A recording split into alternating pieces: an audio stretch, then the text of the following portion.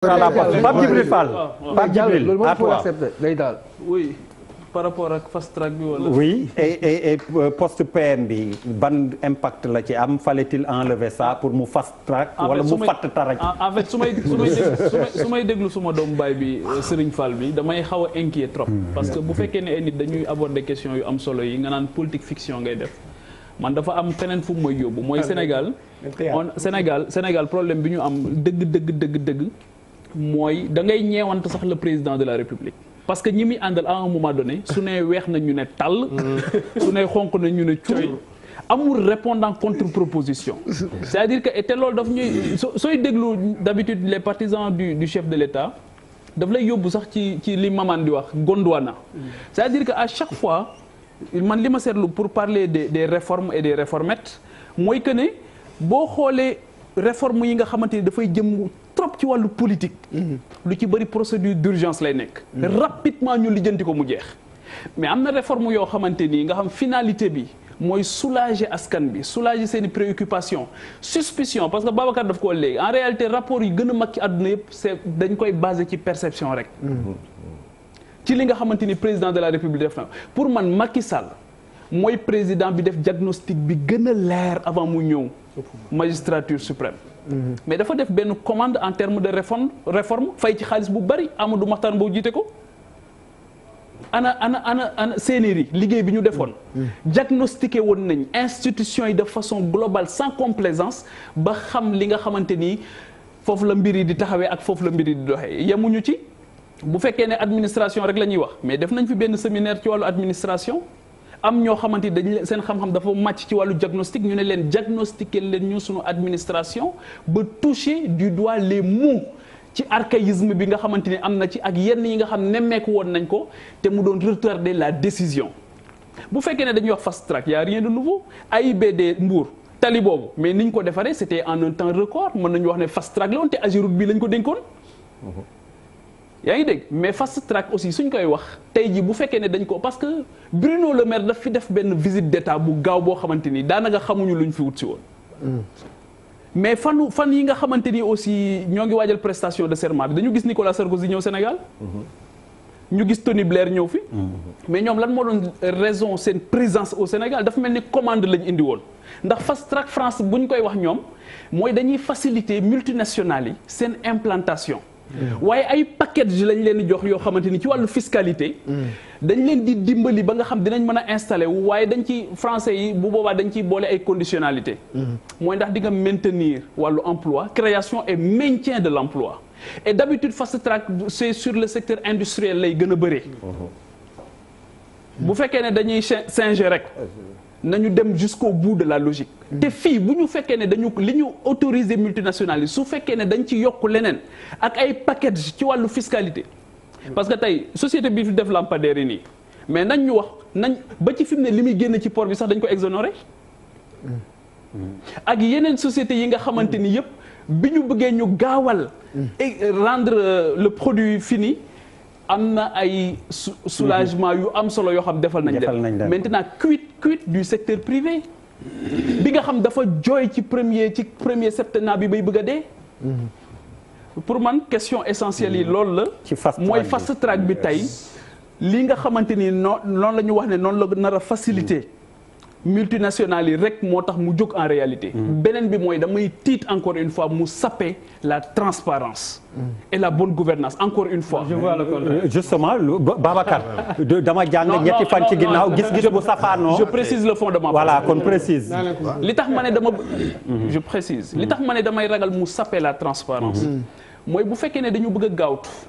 ba contourner les procédures yi nga xamante ni jàpp nañ ne tey ci wàllu passation de marché public jàpp nañ ne am nañ ay manuels yoo xamante ni fa tabarakallahu mucc na ayib mais loolu est-ce que duñu yóbbu ci gré à gré damay laaj est-ce que duñu yóbbu ci gré à gré alors Pape Djibril non c'est pas possible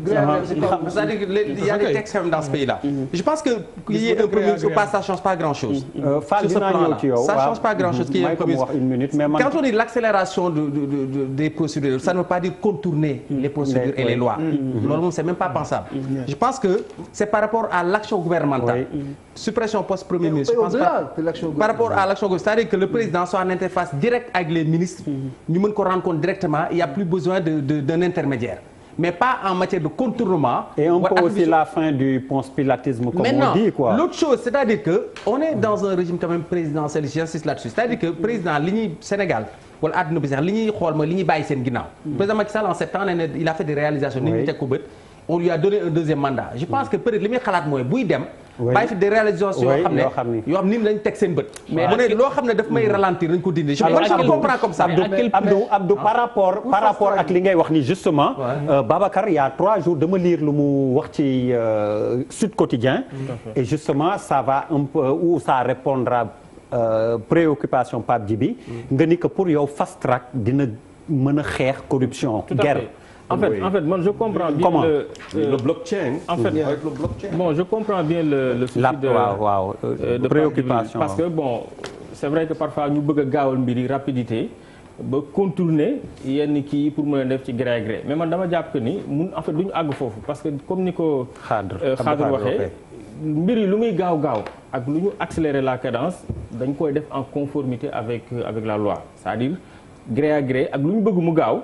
bu nekkul loo xam ne dañ ko war a def gré à gré mënuñu ko def gré à gré donc fast track aussi dafay ñëw tegu ci li nga xam ne tey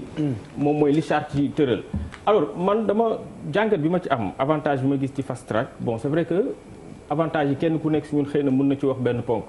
mais man dama jàpp ni mën na xeex guerre mën na xeex corruption parce que lu tax ma wax ko dama def analyse ma ni c'est-à-dire que déjà fast track bi c'est vrai Khadre wax na léegi définition bi ça dañuy gaawal mbir mi les agents de l'administration dinañ leen tënk ci délai boo xam ne tey bu ñu leen joxee dossier xëy na dinañ ci gaaw c'est-à-dire il y aura moins de manipulation manipulation bi dafay wàññeeku te aussi bon xam nañ comment ça se passe la corruption lu nekk en fait lu am la c'est réel te xam nañ ni muy doxee peut-être ci administration bi parfois di nga am dossier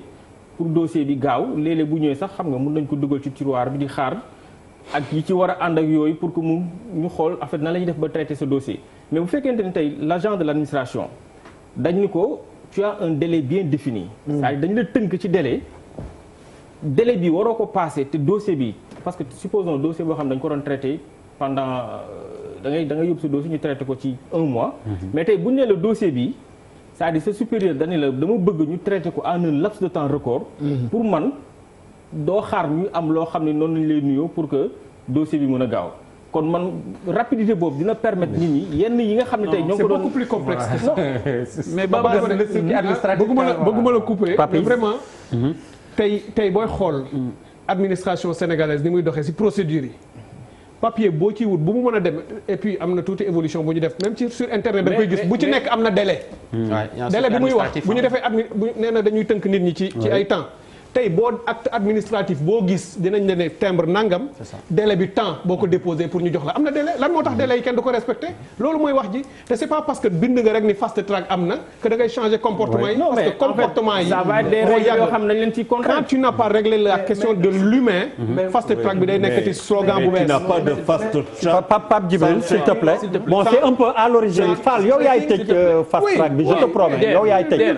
Pape Djibril oui moi je veux pas c'est à l'origine waaw je veux pas qu'on se trompe c'est-à-dire que Babacar fast track en réalité les lourdeurs de l'administration mais on n'a qu'à réformer l'administration dëppale ko ak jamono non ça n'arrive non fast track bu fekkee ne non xam nga fast track ñun bu inventé wuñ ko dafa am fu ñu ko jëlee c'est des procédures exceptionnelles et restreintes pour permettre à des multinationales ñu ñëw implanté wu dans un climat boo xamante ni dinañ leen lever lu bari loo xamante ni am mais li nga yow. pourquoi c'est nécessairement les multinationales. non parce que dañu ko président fu muy waxee. waa bàyyil ma posé bàyyil ma jéem. fast track mais juste mais génnewu ko. mais génnewu ko amagul équipe yi nga xamante ne ko war a lever yow nga toog fii plateau toog lu la neex di wax ni ay fast track multinational der xam nga génnewu ko noonu la réfléchir xam nga sëriñ bi mu wax sëriñ bi déglu ma wax non mais il faut waaw mais li mu wax dafa grave sëñ Fall de toute façon bu grave ak lu mu grave yaa ngi mesurer li mu wax déglu ma Fall professeur Fall s'il te plaît mais déglu